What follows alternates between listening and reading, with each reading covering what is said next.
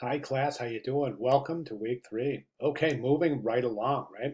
So I just kind of want to take a look at where we've been and where we're going. So during week 1, we learned all about the pen tool, right? And we started there because the pen tool is a basic foundational cornerstone in all of digital illustration.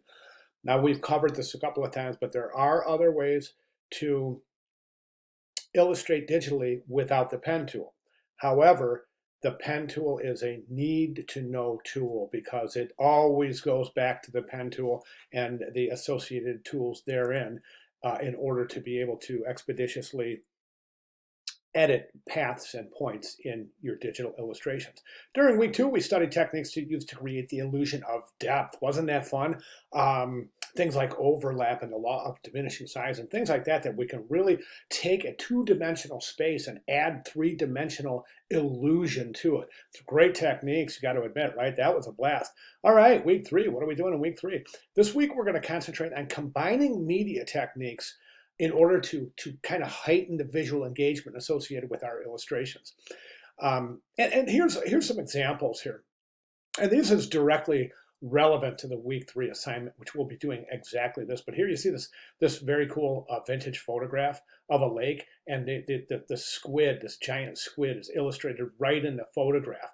Then over here we have another technique here. There's this background image of this kind of courtyard, and then the illustrated two kids playing with a ball right in the photograph.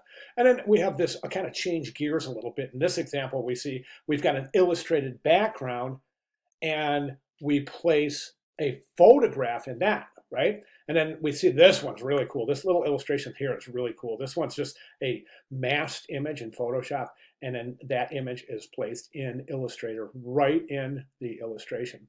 Now, before I go on with this announcement, I just kind of want to draw your attention to this week 3 project assignment. If you go to that page, I have a tutorial, a couple of videos in there for you to look at, just so you can wrap your head around what's expected, and also share some additional examples of successful compositions based on mixing photograph with illustration. Okay, back to the task at hand. Basically, this is just covering what I just said. There are 2 ways you can mix illustration and photography. The first is to illustrate an object in a photographed background. And then the second is to add a photograph to an illustrated background. This is adding a photograph to an illustrated background, and then these are adding illustrations to a photographic background. Okay.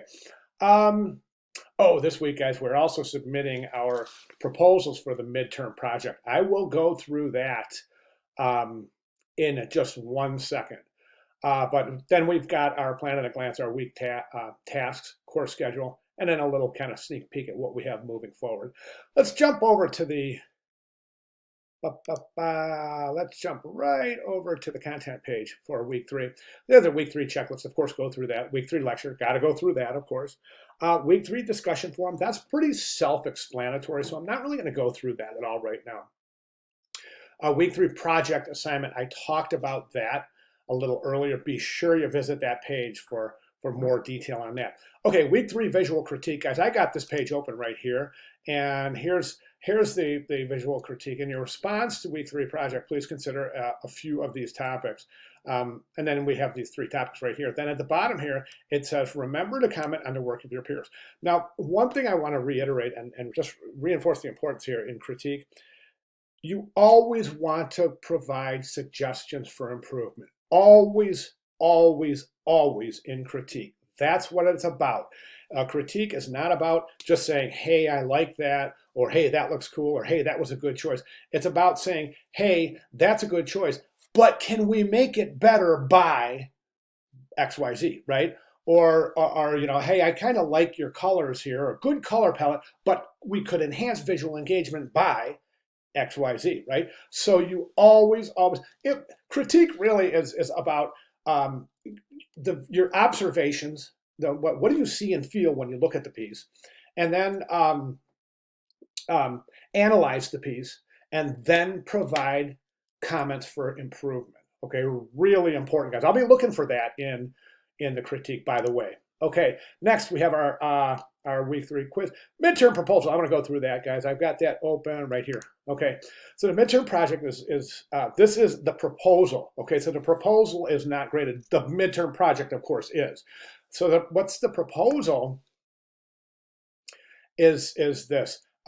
These elements here associated with this. The midterm project is a digital portrait of a person. The person can be someone that you know or someone famous. The portrait will be the first step in a project as you use a photograph and Illustrator to create a likeness of their face and or body. Actually, it should be their face, and it's a portrait, right? So if you take a look at the definition of a portrait, it's basically from the shoulders up. Okay, so keep that in mind. I'm not going to hold you hard to that, but you know, it's a great rule of thumb. Okay, so basically, you're going to illustrate a person, right?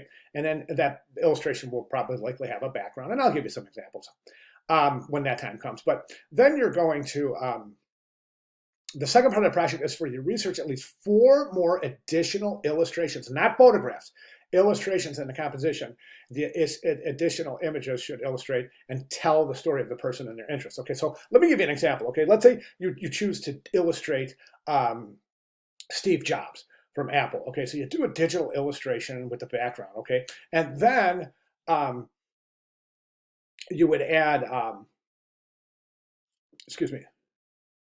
Okay, sorry about that. As I was saying, so the illustrated portrait. So let's say we do Steve Jobs, right? So we had this illustrated portrait, and I'll give you tips and techniques and tutorials therein. But you have this illustrated portrait of Steve Jobs.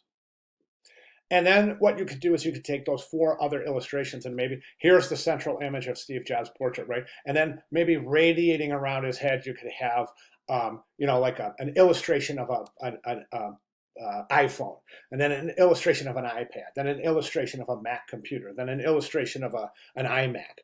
Okay, those are just examples, but that's exactly how you would approach this. So you're basically creating a narrative and telling a story illustratively. Okay, really, really important. That's a really critical factor. The part about we're telling a story illustratively. Okay, so we're creating narrative using illustration.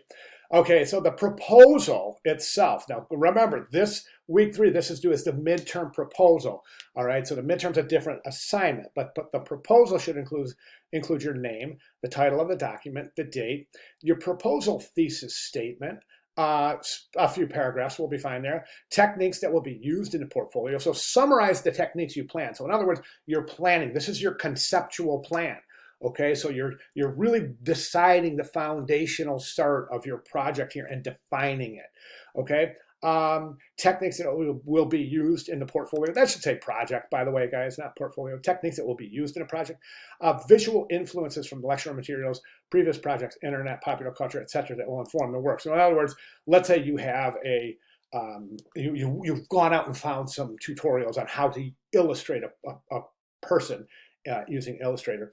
You would include that in your visual influences, right? Okay. All right, so I think that pretty much covers all I want to cover here in week 3, guys. So again, welcome. Everyone's doing great. And of course, I end all videos by saying the same thing, guys. If you have any questions whatsoever, please get with me immediately. Those of you who have been emailing me, and contacting me with questions know that you aren't waiting for me for a response. So I'm saying is I don't want you to hesitate asking questions for fear that it won't be responded in time for you to apply the response to your question, presumably the project, right?